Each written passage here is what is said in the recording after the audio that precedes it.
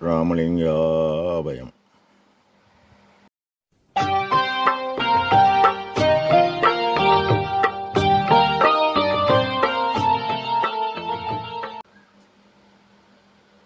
அருட்பெரும் ஜோதி அருட்பெரும் ஜோதி தனிப்பெரும் கருணை அருட்பெரும் ஜோதி எல்லா உயிர்களும் இன்புற்று வாழ்க, வள்ளல் மலரடி வாழ்க வாழ்க. திருச்சிற்றம்பலம். அருட்பெருஞ்சோதி ஆண்டவரின் பரிபூர்ண அருளை அன்னவரையத்தால் பெற்ற அருட்பிரகாச எம்பெருமானின் திருவடிகளை மனமொழிமையால் போற்றி பணிகின்றேன் தயவுடன். நாம் செய்த செயலின் விளைவாக இன்ப துன்ப அனுபவங்கள் யாவும் வந்து கொண்டே உள்ளது.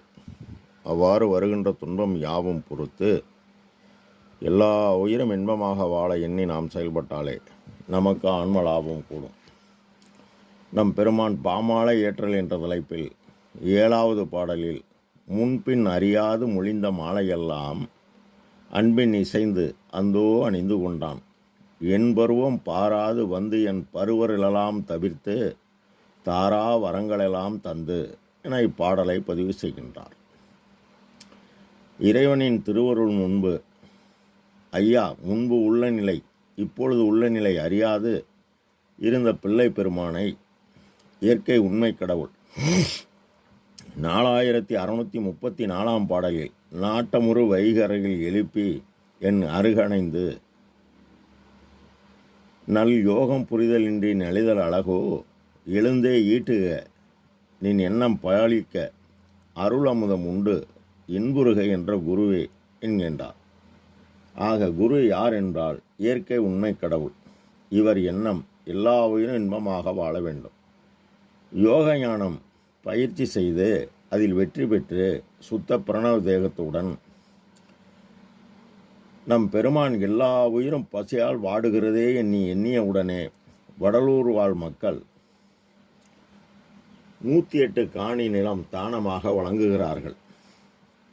நம் ஐயா உயிர்களின் துன்பம் பசி, தாகம், பிணி, இச்சை, எளிமை, பயம், கொலை என ஆய்வு செய்து பசிவாதனை மிகுந்தால் மரணம் நிகழும் எனவே இயற்கை உண்மை கடவுளிடம் தர்மசாலை கட்ட விண்ணப்பம் செய்தார். அவர் இடம் வழங்கினார்.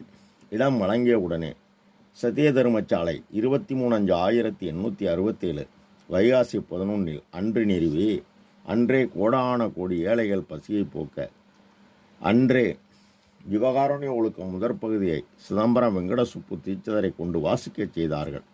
அதில் தொடக்கமே இவ்வுலகத்தில் மனித தேகத்தை பெற்றுக்கொண்ட நீங்கள் காலம் உள்ளபோதே அறிந்து அடையத்தக்க ஆன்மலாபம் பெற வேண்டும் என பதிவு செய்கின்றார்.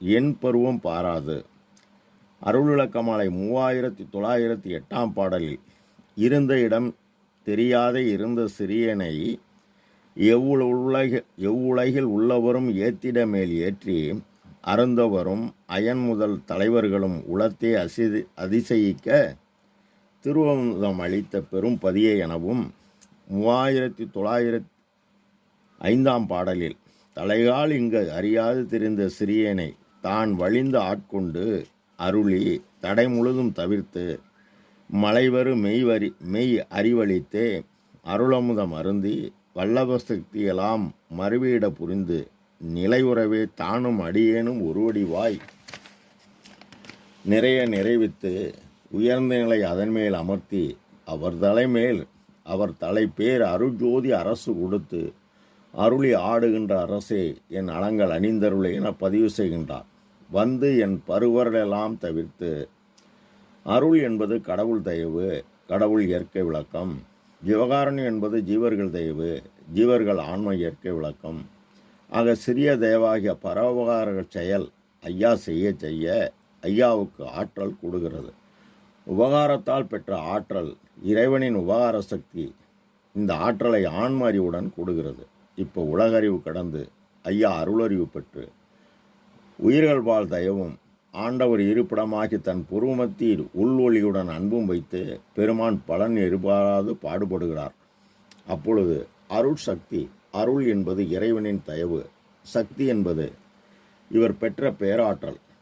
ஆக இவர் ஆன்ம அறிவுடன் அருட்சக்தி எனும் தயவு பேராற்றல் கூடியதால் 4639வது பாடலில் நீடுலகில் உற்றவர்கள் நன்குற உரைக்கின்ற நீள் வார்த்தையாவும் நமது நீள் வார்த்தை ஆகும். இது உண்மை மகனே, சற்றும் நெஞ்சம் அஞ்சேல். உனக்கே ஆடுறும் அருஜோதி இந்தனம் என்றும் அழியா நிலையில் மேல் நின்றே அன்பினால் எங்கெங்கும் எண்ணியபடிக்கு நீ ஆடி வாழ் என்ற குருவே முன்பின் அறியாது மொழிந்த மாலையலாம் அன்பினால் இசைந்தான் அந்தோ அணிந்து கொண்டான். தாரா வரங்களெல்லாம் தந்து இதுவரை யாரும் பெற்றிடாத மரணமில்லா பெருவாழ்வும் அதனை ஒட்டிய 448 கோடி ஆற்றல்களும் கூட்டூறு சித்திகள் கோடிபல் கோடியும் அறிவுறு சித்திகள் அனந்த கோடிகளும் பெற்று உலகலாம் தயவு நெறி பரவ ஆடுகின்ற சேவடிக்கே ஆளானேன், மாளாத ஆக்கைப்பற்றேன். கூடுகின்ற சன்மார்க்க சங்கத்தே நடுவிருந்து கூடுகின்றேன், பாடுகின்றேன் எந்தை புரான் பதப்புகளை அன்பினோடும் பாடி பாடி நீடுகின்றேன், இன்ப பூத்தாடுகின்றேன். எண்ணமெல்லாம் நிரம்பினேனே என்கின்றார் நம் ஐயா. நாமும் அவர் கூடியபடி பாடுபட நமக்கும் எல்லாம் செயல்கூடும். ராமலிங்க ஆவயம், திருச்சிற்றம்பலம்.